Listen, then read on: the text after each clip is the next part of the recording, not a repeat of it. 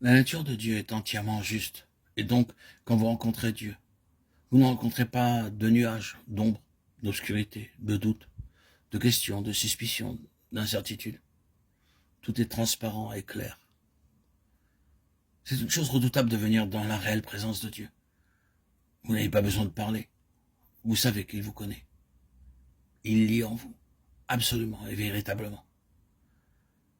Quand le Seigneur Jésus était ici-bas, n'importe quelle obscurité qui venait en sa présence était aussitôt démasquée.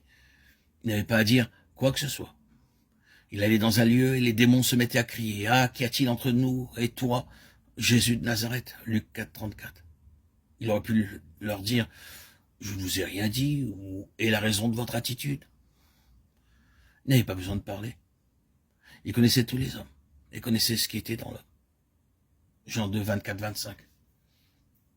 Et les hommes savaient qu'ils savaient.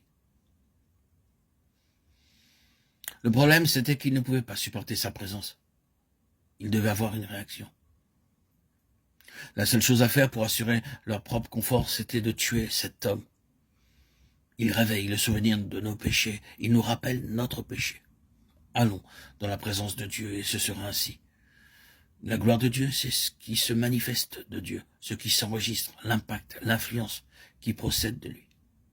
Il est totalement juste et sa gloire, c'est de manifester cela.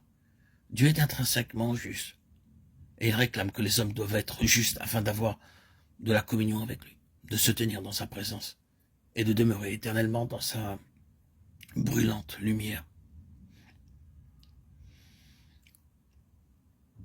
Pensons au fait que nous pouvons être en présence d'un tel Dieu sans broncher. C'est l'évangile du Dieu béni, et c'est possible. Nous pouvons nous agenouiller dans une parfaite simplicité, sans aucune question ou hésitation, parler à ce Dieu et lui dire « Père ». Nous pouvons communier avec un tel Dieu sans crainte et demeurer dans sa présence, dans cette gloire qui consumerait quiconque ne serait pas en Christ. Cela, je sais, est assez simple et élémentaire. Mais c'est l'évangile de la gloire du Dieu satisfait.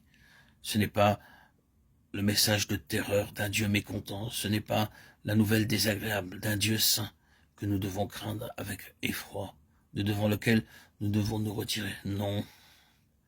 L'évangile, c'est la bonne nouvelle d'un Dieu satisfait, de l'année du jubilé, de l'année de grâce. Il a trouvé son repos de sabbat, sa satisfaction, son bon plaisir, la réponse à tous ses désirs, l'accomplissement de tout son travail dans son Fils, le Seigneur Jésus. Et il a imputé tout cela sur le compte de la simple foi.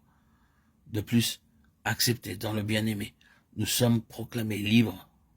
Et il nous est donné de proclamer que cette même liberté est pour tous les captifs. C'est là le commencement.